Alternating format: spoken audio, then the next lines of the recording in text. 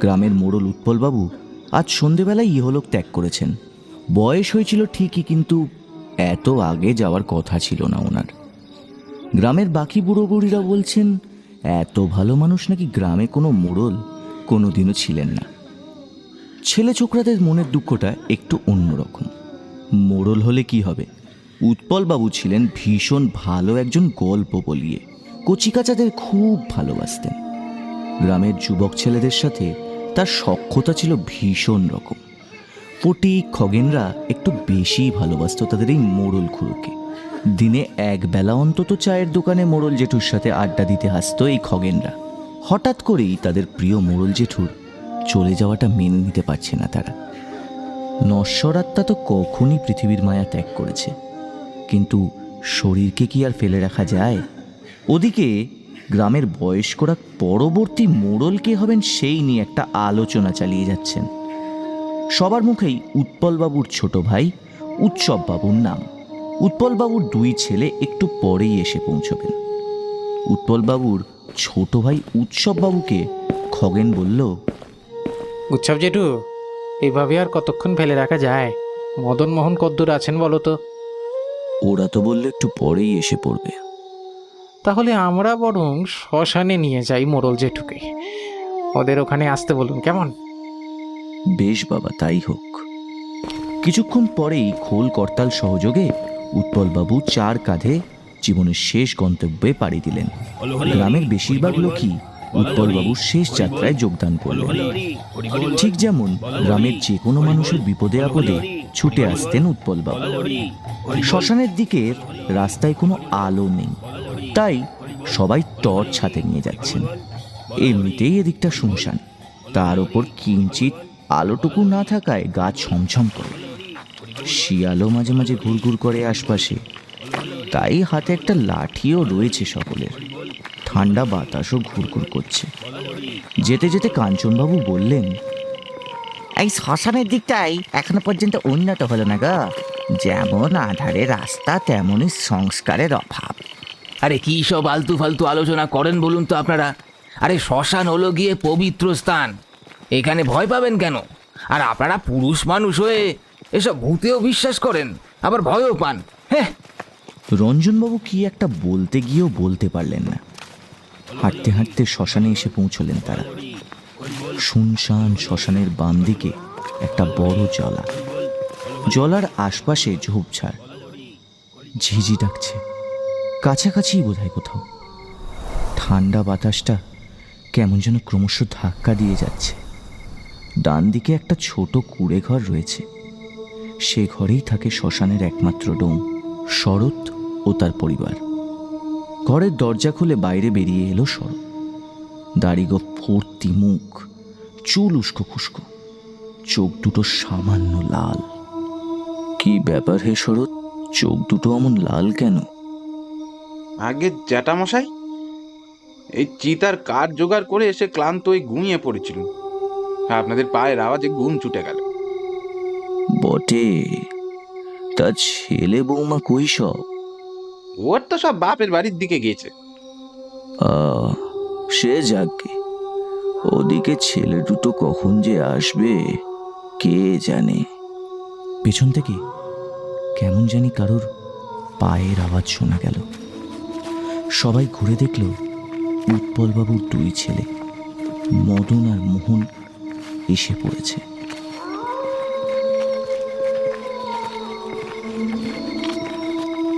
মদন, মোহন, এসে পৌঁছলি বাবা? ট্রেনটা একটু লেট করলো জেঠু। মামনি আর পুতুলকে আমি নিয়ে এসেছি, ওরা আছে মায়ের কাছে। মোহনের বউ তো বাপের বাড়ি গেছে দুদিন আগে, কাল সকালে আসবে এখানে। তা যা হয়েছে হোক, এদিকের যা কাজ আছে সেরে নে, দেরি করিস নে বাবু। দেহ পোড়ানোর আগে ক্রিয়াকলাপ করতে আরও 1 ঘন্টা লেগে গেল। অবশেষে মদনের দেওয়া আগুনে জ্বলে উঠল উৎপলবাবুর নিষ্প্রাণ দেহটি। মদনমোহন চিতার সামনেই বসে কান্নাকাটি করছে। অন্যদিকে গাঁ থেকে যারা এসছিলেন তারা শরতের ঘরের কাছে বসে গল্প গুজব করছেন। বাজনদাররা চলে গেছেন কিছুক্ষণ আগেই। ফটিক আর খগেন শরতের ঘরের সামনে চৌকাঠের পাশেই বসছিল। কি থেকে যে কি হয়ে গেল, তাই না রে খগেন? হ্যাঁ রে, মোড়ল জেঠু সুস্থ সবলই তো ছিলেন। তোর মনে আছে খগেন, এর আগে গ্রামের মোড়ল যিনি ছিলেন, আরে সেই অসিত জেঠুরে, ওনার মা মারা যাবার পর এখানে পড়াতে এসে সেই জমজমিয়ে বৃষ্টি পড়েছিল, আর মোড়ল জেঠু আমাদের গল্প শুনিয়েছিলেন। হ্যাঁ দিব্যি মনে আছে। জেঠুর মতো অমন গুছিয়ে গল্প কেউ বলতে পারবে না। হ্যাঁ, এই শ্মশান নিয়ে বলেছিল না একটা ভূতের গল্প?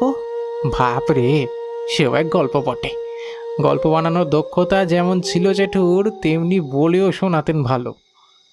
শরৎ পাশ থেকে একটা মিচকি হাসি হাসে। কি গো শরৎদা, ওরকম হাসছো যে? বিড়িতে টান দিয়ে শরৎ বলে, শ্মশান নিয়ে গপ্প?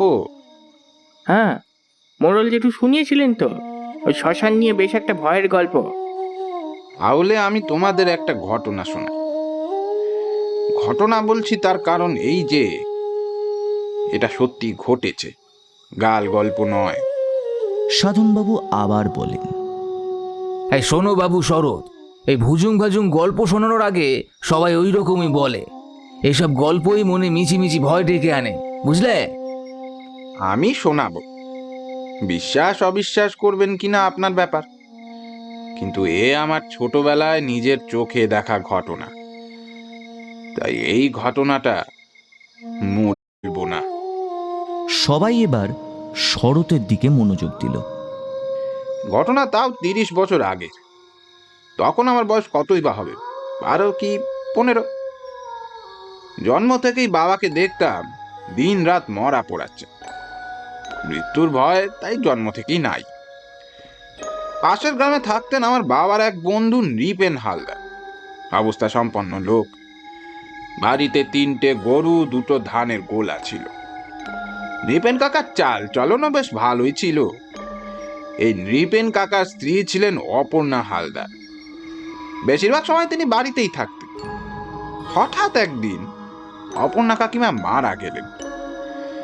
কি রোগ বোঝা গেল না, তবে ম্যালেরিয়া বা কালাজ্বর অনুমান করা হয়েছিল। পাশের গ্রামে সেই সময় শ্মশান ছিল না। আশেপাশের 4-5টা গ্রামের মধ্যে এই শিলভাঙা গ্রামেই একমাত্র শ্মশান ছিল। সেদিন অপর্ণা কাকিমার মৃতদেহ এখানে এলো। তখন রাত হয়ে গেছে, অমাবস্যার রাত। শ্মশানের বাতাসও কেমন যেন ভারী হয়ে আছে। দূরে কোথাও শিয়ালের ডাক শোনা যাচ্ছে। সৎকারের ব্যবস্থা করা হচ্ছে। অপর্ণা কাকিমার ছেলেটা কেঁদেই চলেছে একপাশে দাঁড়িয়ে। চিতার কাঠের ওপর কাকিমার দেহটা রাখা ছিল।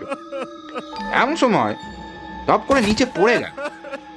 আমি চমকে উঠে বাবার পিছনে লুকিয়ে গেলাম। ভয় ভয় বাবাকে জিজ্ঞেস করলাম, বাবা ও কি? আরে ও কিছু নয় বাবা, মাঝে মাঝে অমন হয়, ওসব নিয়ে অত ভাবতে নেই।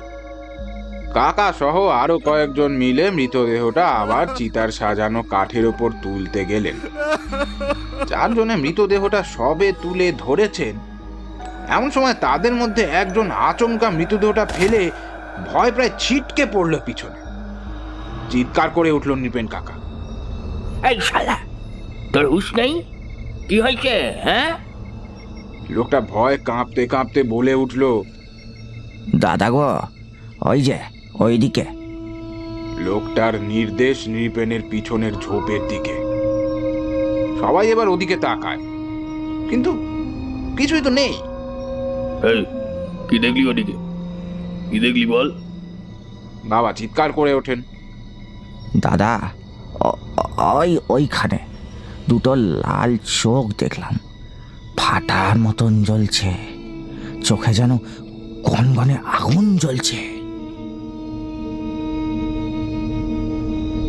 লোকটি আবার উঠলে কাকিমার দেহটা এবার চিতায় তোলা হলো। মুখাগ্নি করার কাঠে আগুন ধরানোর পর কাকিমার ছেলের হাতে দেওয়া হলো। কিন্তু হঠাৎ ওর থেকে একটা হাওয়া এসে যেন সেই আগুন নিভিয়ে দিল। সবাই অবাক। হাওয়া যেন অস্বাভাবিকভাবে এসে আবার কোথায় চলেও গেল। মোড়ল দাদু আরেকবার আগুন জ্বালাতে বললেন। আবারও সেই একই কাণ্ড, হাওয়া আসে, আগুন নিভিয়ে দেয়। মোড়ল দাদু বলে উঠলেন, হে কি অলক্ষণে কাণ্ড রে নৃপেন! আশেপাশে কোনো ঠান্ডা বাতাস নেই, কাঠে আগুন ধরালেই নিভে যাচ্ছে কি করে? এমন তো কখনো হয় না। বাবা বলল, বাবা, এতদিন ধরে মরা পড়াচ্ছি, কই কই এমন কিছু তো দেখিনি। রিপেন কাকা কিছু একটা বলতে যাচ্ছিলেন, এমন সময় এক পৈশাচিক হাসির শব্দে শ্মশান কেঁপে উঠল। সে কি ভয়ানক হাসি! সকলেই পালাবার চেষ্টা করছি, কিন্তু কেউ নড়তে পারছি না। পা দুটো যেন মাটির মধ্যে কেউ গেঁথে দিয়েছে। আমি ভয়ে চোখ বুজে ফেললাম, কিন্তু পরক্ষণেই একটা গোঙানির আওয়াজ শুনে চোখটা খুলে দেখি এক মহিলার আত্মা রিপেন কাকার গলাটা টিপে ধরে হাওয়ায় তুলে ধরেছে। আত্মাটি আর কেউ নয়, বরং স্বয়ং অপর্ণা কাকিমা। তার রং কালচে, চুলগুলো উঠছে, চোখ দুটো ভাটার মতন জ্বলছে, হাতের নখগুলো কালো, আর পা দুটো উল্টো। এদিকে অপর্ণা কাকিমার ছেলে ভয় ঠকঠক করে কাঁপছে। অপর্ণা কাকিমার আত্মা রিপেন কাকার গলা ধরে ঝাঁকাতে ঝাঁকাতে বললেন, কিরে, আমার জীবনটা জ্বালিয়ে এখন আমার শেষকৃত্য করছিস?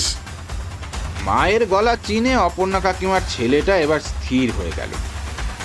আমাদের সবারই চোখ তখন ছানা ভরা। আমাকে বিয়ে করে পরকিয়া করে বেড়াতিস, বলতে গেলে গায়ে হাত তুলতিস। পাড়া গায়ের মেয়ে হয়ে আমি কোনোদিন মুখ খুলতে পারিনি। আমার জীবনটা জ্বালিয়ে পুড়িয়ে ছাড়কার করেছিস। পান থেকে চুন কষলেই আমার ওপর মানসিক শারীরিক অত্যাচার করেছিস। ছেলের সামনে আমাকে কটু কথা বলতেও দুবার ভাবিসনি। আর তারপর কিনা আমাকে শ্বাস রোধ